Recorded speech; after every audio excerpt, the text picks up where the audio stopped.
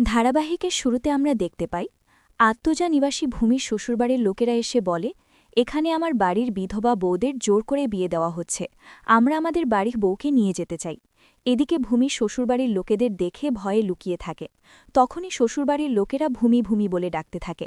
পরবর্তীতে ভূমির শাশুড়ি জোর করে হাত ধরে টেনে বের করে আনে আর বলে, আমাদের বাড়ি থেকে চলে এসে এখানে এসে বিয়ে করার সাজ জেগেছে, এখনই বাড়িতে ফিরে চল। এসব কথা শুনে শুভ বলে, আমি মেনে নিয়েছি ভূমি আপনাদের বাড়ির বউ, তাহলে এই হোমে কি করছে? এই হোমে তো ওর থাকার কথা নয়। তখন ভূমির শ্বশুরবাড়ির লোকেরা চুপচাপ দাঁড়িয়ে থাকে আর বলে, আমরা এখন ওকে নিতে এসেছি, আপনারা কেউ ওকে জোর করবেন না। এদিকে ভূমি বারবার বলতে থাকে, দিদি আমি ওদের সাথে যাব না, প্রয়োজন হলে আমি এই বিয়েটা করব না, প্রয়োজনে আমি এই হোমেই সারা জীবন কাটিয়ে দেব, তারপরেও ওদের বাড়িতে যাব না। দিদি তুমি আমাকে বাঁচাও, আমি ওদের সাথে কখনোই আর যাব না। ভূমির এসব কথা শুনে শ্বশুরবাড়ির লোকেরা বলে, আমাদের সাথে যাবি নাকি জোর করে আমরা টানতে টানতে নিয়ে যাব? পরক্ষণে শুভ বলে, তুমি চাইলে কিন্তু ওনাদের কাছে অনেক কিছু দাবি করতে পারো, যেমন টাকা পয়সা, এমন আরও অনেক কিছু। প্রতিটা মেয়ের তার শ্বশুরবাড়ির প্রতি একটা অধিকার থাকে, এটা সাংবিধানিকভাবে অধিকার, সেটা আপনারা জোর করে বিচ্ছিন্ন করতে পারবেন না। তাছাড়া ভূমি যদি এখন আপনাদের সাথে যেতে না চায়, তাহলে আপনারা জোরও করতে পারবেন না। কিছুক্ষণ পরেই হোমের ম্যানেজার পুলিশ নিয়ে আসে এবং শুভ বলে, অফিসার, এই লোকগুলো ভূমিকে আটকে দিছে, ওকে বিয়ের পিড়িতে বসতে দিচ্ছে না, ওদের বাড়িতে নিয়ে যেতে যাচ্ছে, কিন্তু ভূমি ওখানে কিছুতেই যাবে না।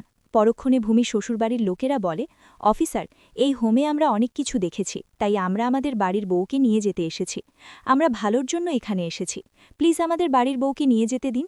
সবার এমন কথাবার্তা শুনে পুলিশ ভূমিকে জিজ্ঞেস করে, এখন সবকিছু আপনার উপর ডিপেন্ড করছে, আপনি বলেন আপনি কোথায় যেতে চান। ভূমি ভয়ে চুপ করে থাকে। তখনই পুলিশ বলে, ইনি তো চুপচাপ দাঁড়িয়ে আছেন, এখন আমরা কিন্তু এই হোমের নামে কেস করতে বাধ্য হব। এদিকে শুভ বারবার ভূমিকে বলে, তুমি ভয় পেও না, আমরা সবসময় তোমার পাশে আছি, তুমি সত্যি কথাটা বলো। ভূমি তারপরেও চুপচাপ দাঁড়িয়ে থাকে। কিছুক্ষণ চুপ থাকার পরে বলে, না, আমি ওনাদের সাথে কোথাও যাব না, আমি এখানেই থাকব। দিদি আমাকে জোর করে বিয়ে দিচ্ছে না, আমি নিজের ইচ্ছাতেই বিয়ে করছি, আমি আমার আগের শ্বশুরবাড়িতে আর ফেরত যাব না। অন্যদিকে আমরা রায়বাড়িতে দেখতে পাই, ড্রয়িং রুমে পুলক খবরের কাগজ পড়ছিল। তখনই দেবিকা চা এনে দেয় আর বলে, তুমি সকাল থেকে কোথায় ছিলে? তোমাকে আমি কত খুঁজেছি, তোমার জন্য চা করেছি, ঠান্ডা হয়ে যাচ্ছে তো।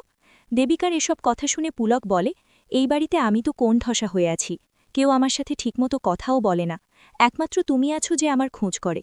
তবে শুভ এই বাড়িতে ফিরে আসলে আবার ঠিক আগের মতো হয়ে যাবে, বাড়িতে একমাত্র শুভ ছিল যে আমার খোঁজ করত।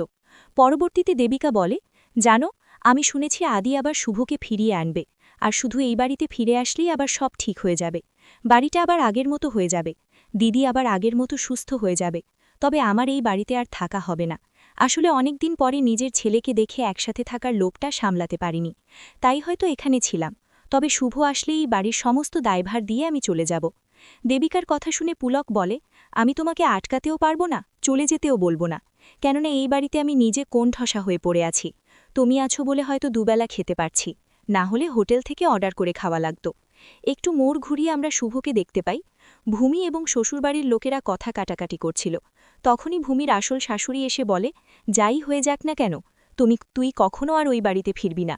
শাশুড়ির এমন কথা শুনে পুলিশ, শুভ সবাই জিজ্ঞেস করে, আপনি কে, ওকে এভাবে সাপোর্ট করছেন? তখন শাশুড়ি বলে, আমি ভূমির শাশুড়ি, আমার ছেলে চলে যাওয়ার পর থেকে ভূমি অনেক কষ্ট ওই বাড়িতে ছিল, প্রতিনিয়ত ওকে অত্যাচার করত, মেয়েটার গায়ে অনেক পুলশিটে পড়ে যাওয়ার দাগ আছে, আর আমি ওকে এখানে পালিয়ে আসতে সাহায্য করেছি। এত কিছুর পরেও মেয়েটা কখনোই আমার অযত্ন করেনি, আমি ওকে আমার মেয়ের মতো দেখতাম, ভূমি আমাকে নিজের মায়ের মতো ভালোবাসত, আমি কখনো ভূমির খারাপ চাই না। ভূমির শাশুড়ির এইসব কথা শুনে পুলিশকে বলে, এখন নিজের চোখে সবকিছু দেখলেন তো, এখন আসল কালপ্রিটকে নিয়ে যান। পরবর্তীতে পুলিশ ভূমির শ্বশুরবাড়ির লোকেদের নিয়ে যায় এবং আবার নতুন করে গণবিবাহের জন্য আয়োজন শুরু করে। অন্যদিকে আমরা রায়বাড়িতে দেখতে পাই, আত্মজা নিবাসী থেকে একটা লোক গুরুদেবকে ফোন করে বলে, সঠিক সময়ে ভূমির শ্বশুরবাড়ির লোকেরা চলে এসেছিল, কিন্তু ভূমি পুলিশের সামনে সত্যি কথাটা সবাইকে বলে দেয় এবং পুলিশরা ভূমির শ্বশুরবাড়ির লোকদের অ্যারেস্ট করে নিয়ে যায়, আপনার প্ল্যানটা সাকসেস হতে দেয়নি। কথাটা শুনে গুরুদেব খুব রাগান্বিত হয়ে যায় আর বলে, ওই শুভকে আমি কখনোই ছাড়ব না। তো দর্শক, ভিডিওটি যদি ভালো লেগে থাকে অবশ্যই চ্যানেলটি সাবস্ক্রাইব করে পাশে থাকবেন।